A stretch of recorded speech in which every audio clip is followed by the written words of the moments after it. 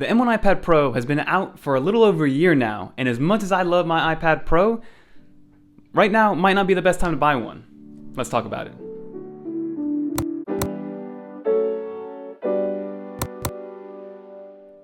Before we get started with the 5 reasons as to why not to get the M1 iPad Pro, let's be clear that I am an M1 iPad Pro fan. It is my main computer. I use it 99.9% of the time, and it's just a very fun device to use. But I'm making this video to let everybody know that yes, there might be something on the horizon. Maybe it's not for everybody, and it takes a certain type of person to want to use the iPad Pro full time, and I just happen to be one of those people. But let's get right into the video, talk about reason number 1. And reason number 1 has to be lack of optimization for the M1 chip. So again, when Apple touted the new M1 iPad Pro, we had that cool little situation where Tim Cook dropped from the ceiling, he put the M1 chip in there, and then immediately everybody began to think, all right, this is going to be a Mac Mini in a tablet, right? It's going to be able to run macOS fully. It's going to be able to run pro-level applications like Final Cut Pro, like Photoshop, the Adobe Premiere Suite. All these things were going to come to the iPad, and everything was going to be amazing, and we were all going to rejoice and love life.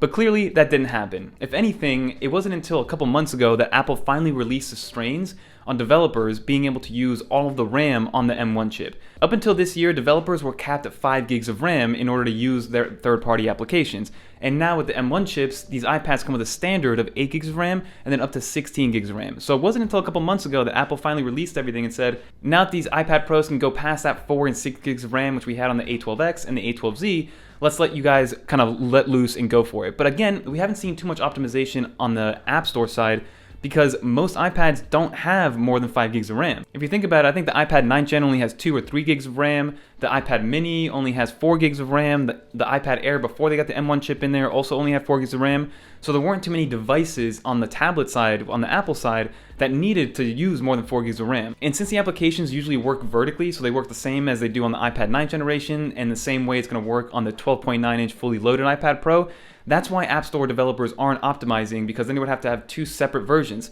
Now the front end will be the same, but on the back end it's going to be 2 different coding sets in order to optimize for the M1, and I guess people don't really want to do that until the entire lineup can actually manage, something with 8 gigs of RAM or 16 gigs of RAM. So the lack of optimization for the M1 has to be the number 1 reason as to why, the iPad Pro, the M1 iPad Pro isn't all it's touted to be. And for the most part, if somebody does want to get into the iPad Pro realm, I usually recommend getting a refurbished 2018 or a used 2020 or something like that to get you into the iPad Pro world, because the M1 chip, it hasn't gotten us what we thought we were going to get when implementing a desktop class like operating system chip into a tablet.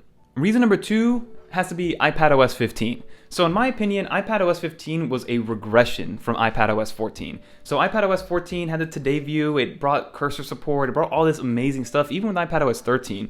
And with iPadOS 15, Apple kind of just got, they got rid of the Today View, which was one of my favorite parts. Even though it wasn't functionally anything real that you needed, it kind of gave me this home desk setup, or this desktop home setup, that made me feel like I wasn't using an iPad. It felt like I was using some sort of like laptop-esque, especially once the Magic Keyboard released and I had the cursor support. It made me feel like I had a different operating system, which in reality, iPadOS, yes, it is a different operating system, but it's just a build-on of iOS. So having the Today View really separated, I guess from a psychological standpoint, that I was using an actual computer versus just a blown-up iOS. And then when iPadOS 15 came out, one of the big headlining features was universal control, and it took almost an entire year before it came out, and it didn't release until iPadOS 15.4 came out. Now, universal control is an amazing feature to have, and it still blows my mind how well it works when it is working correctly and when you're not on different beta programs. But again, it took Apple almost 10 months to get that out to the public, and who knows how long it's going to take them to get whatever they promised on WWDC to get that out to the public. So iPadOS 15, aside from universal control, we didn't really get much, right? We got like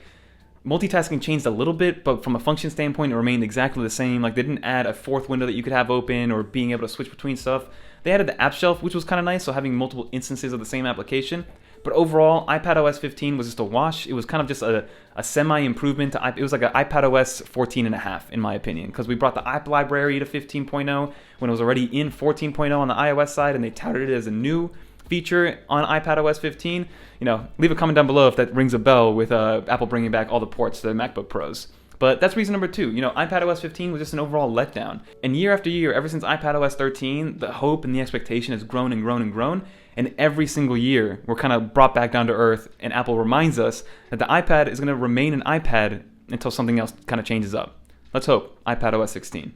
So reason number 3 is actually battery life. So Apple promises 8 to 10 hours of battery life on a full charge on these M1 iPad Pros. And if you guys have been following the channel and especially watch my beta reviews, you guys will know that I'm getting nowhere near 10 hours of battery life. Now, in a perfect world, if you stay siloed in Apple's ecosystem, right? If you use Safari for everything, if you're in Apple Music, Apple Notes, if you use iMovie, if you use, Apple TV and all that good stuff, if you stay in their ecosystem, you might be able to squeeze 8 to 10 hours of battery life out of there. But the moment, and I mean the moment you go to especially task-intensive applications that are on the third party, so App Store applications like LumaFusion, Affinity Photo, YouTube, all these applications, they drain a ton of battery. Especially YouTube TV is one of the biggest drainers. And I guess it's because you're streaming live TV, sure. Like, it shouldn't be draining as quickly as it does. Like, during the football season, I could not get through an entire football game going from 100%. Like, it would run out by the fourth quarter. And those games are max 3.5, maybe 4 hours of real time. So Apple needs to do something to really revitalize the battery life and optimize for it,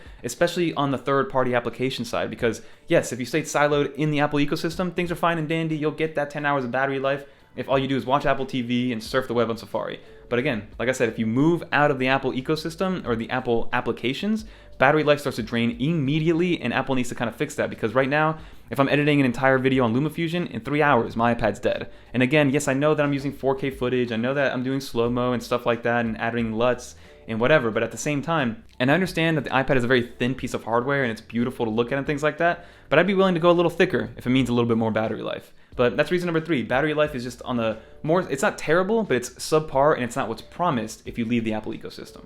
Reason number 4 of using iPadOS as your main computer or your main software is the learning curve. So I'm one of those rare people that I wanted to go through the learning curve because I thought the iPad was just such a versatile device that going through a learning curve was fine as long as I can get from point A to point B. And for most tasks, you can get from point A to point B and get your task done. It's just a matter of how you get it done. There are some workarounds that you have to do. The file system is a little bit broken in comparison to the Finder. So you need to have certain applications to like PDF stuff and then move it into PowerPoint.